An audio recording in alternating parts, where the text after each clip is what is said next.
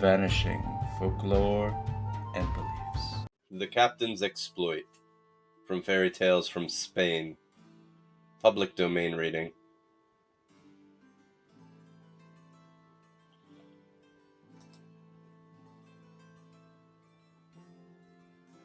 The Captain's Exploit. What ruins are those which are to be seen on the top of that ridge? Asked a genteel captain of the policemen of a village. The accursed ruins, answered the first authority of the village with extreme terror. Many years ago, he said, there used to be a fine castle there, inhabited by a feudal lord, who was more avaricious than anybody in the world before. There stands his statue amidst the rubbish, and terrible stories are told about it, which frighten all the neighbors. In the archives of the town, several curious documents are kept, and if your worship, Sir Captain, wishes to read them, I will lend them to you with great pleasure. The soldier smiled disdainfully on hearing the policeman, and begged him to let him see those curious documents, because he had the idea of visiting the ruins and removing forever the superstitious fear that they inspired. That night, he received a bundle of yellowed papers, falling to pieces through ages and dampness. He shut up in his room and read them from beginning to end. The following morning, when Captain Perroquil, for such was his name, went out into the square, the hollows of a night of insomnia and fever were clearly seen in his face. What had happened to him? Among the papers which formed the bundle, one above all had attracted his attention. It ran more or less as follows. It is said by neighbor Nuno Perez that in the castle, at the foot of the tower of the homage, there must be an immense treasure, but it is guarded by 100 dwarves with long beards, who strike anyone who comes near. At 12 o'clock in the night, a gap opens in the ground, which gives access to enormous riches, piled up in the cellar. But exactly at 1 o'clock, the earth closes up until the following night. If instead of one person, 2 or 3 go to the place, then the earth does not open, and the treasure remains hidden. That is the news which on the evidence of an eyewitness has reached me, and which I certify. Inigo Lopez, the constable.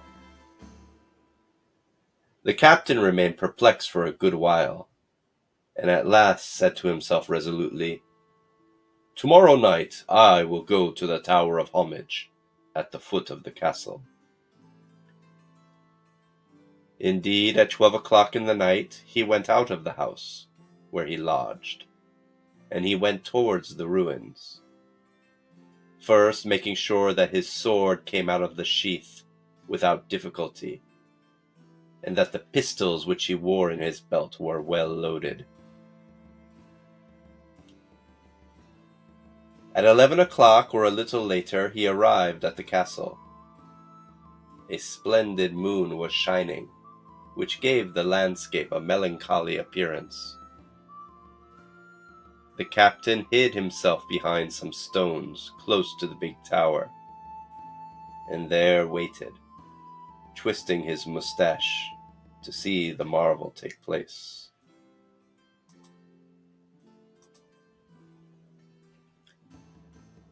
The village clock struck 12, and on the last stroke the earth opened, and a crowd of dwarves with beards down to the ground came out of the narrow gap. They were armed with thick sticks and began to dance round the entrance of the vault, singing, "Let us defend the treasure. Let us defend our gold against every mortal, not knowing the signal." The captain advanced quickly, and taking up his place at the side of the circle of little men, saluted the dwarves with great courtesy. "Good evening, friends." "Daring man," said the tiny men, "who are you? What have you come here for?" And armed with their thick sticks they rushed toward the intruder. But the latter, without being frightened, unsheathed his sword and said to them very calmly, "Let us be serious, comrades, and leave off making bad-natured jokes, because I will cut down any one of you who comes too close to me. Are you willing to let me have the treasures?" "Never," they exclaimed. "It is necessary for you to give us the signal. If you do not know it, we shall kill you." "That is easier said than done," said Perogil with great deliberation. "You must grow a little before you can put a man like me in a pickle. If your height had grown as much as your beard, it might have been a bit different." "Let us kill him," shouted the dwarves. "He does not know the signal." And they threw themselves upon the captain, but the latter drew out his pistol, and with one shot the most daring of them fell to the ground, which halted the rest. "Ah! It seems that I have come off best," said the captain, laughing. "What I have done to this fellow I will do to the remainder if you come near me. Therefore, let me pass without hindrance." "We would let ourselves be killed before permitting you to get to the treasure, unless you gave us the signal." "And what signal is that?" "We cannot tell you." "It seems to me that I shall not require it for grinding up your ribs." "Away, away," said the little men, and armed with their sticks they rushed upon Perogil. The latter fired off his second pistol, bowling over another, but they threw themselves upon him until his back looked like a snake turning round amidst the crowd of those who were attacking him. At last he saw that he was surrounded and defenseless, and therefore was obliged to jump over the wall at the risk of being dashed to pieces, and so left the place, ashamed of his defeat. "Oh, my goodness, what can this signal be?" he asked himself while on his way to the village. The following morning he returned to the ruins, armed with a lever, and recognized the place where on the previous night he had seen the opening. Alas, there was nothing there. However much he poked about, he could not find the least sign which showed the entrance to the mysterious vault. And what was still stranger, he could not distinguish the slightest trace of the past fight, and the dead dwarves were gone. So he resolved to try cunning where strength had failed. The following night he hid himself in the ruins and watched the place where the marvelous event took place. The dwarves came out with their accustomed dance and song.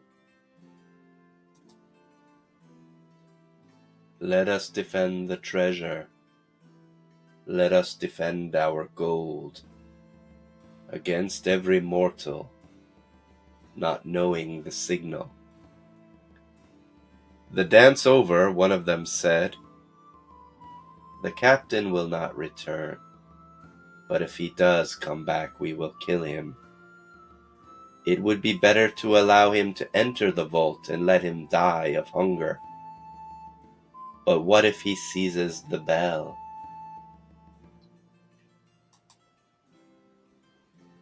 Then we would be lost. But he must first give the statue of the old master of the castle a thrust with his sword." Perogil did not wait to hear any more, and with one bound he approached the statue, which was situated in what used to be the armory of the fortress, and he struck it with a stout blow with his blade.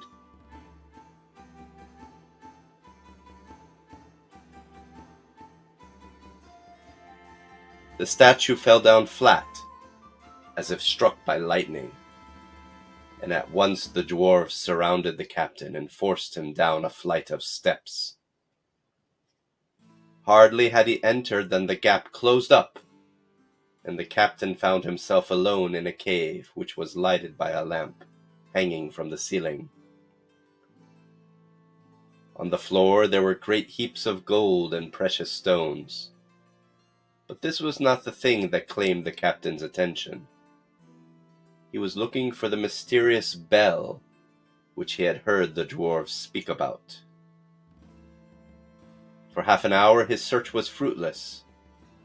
He turned over the yellow piles of money and the sacks of gems, but the desired object was not to be found.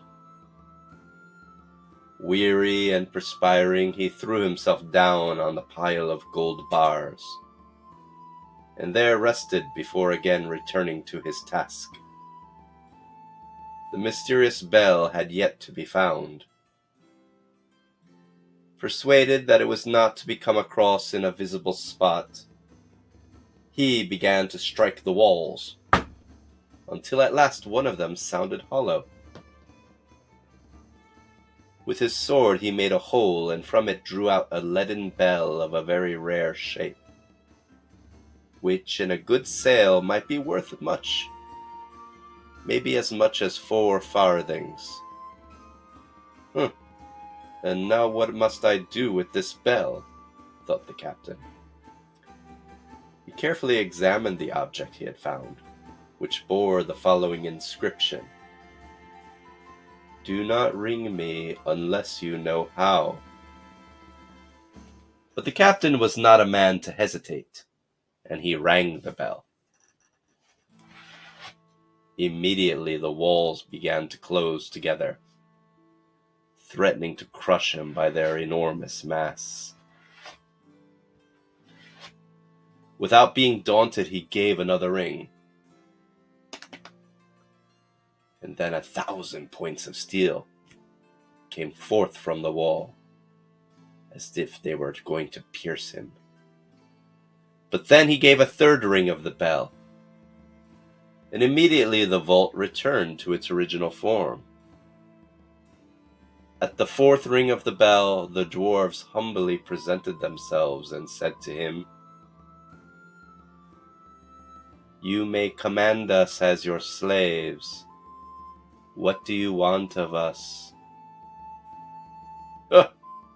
"In the first place, to dance the saraband, in order to amuse me, as a compensation for the unpleasant time you have given me."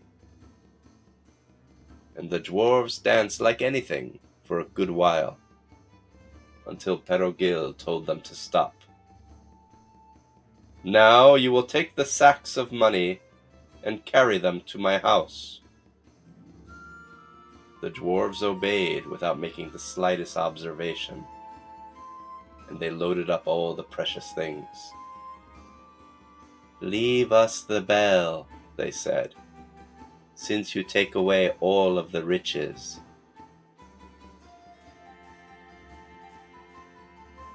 Perogil was going to leave it, when suddenly he had a presentiment and thought better of it. This talisman, this bell, shall never leave me." Then the dwarves carried the riches to his house, singing on the way, "Don't let us guard the treasure now, for it is being taken away by this fortunate mortal who knows the signal." And so Captain Perogil became master of immense riches, which he distributed among his soldiers, naturally keeping for himself the largest portion.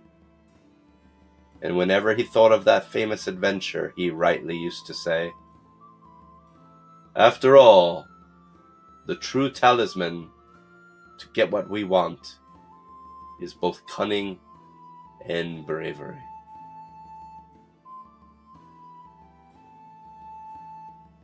If you enjoyed this folktale, take a moment and please click the subscribe channel. A new folktale is added each day. Thank you very much for listening.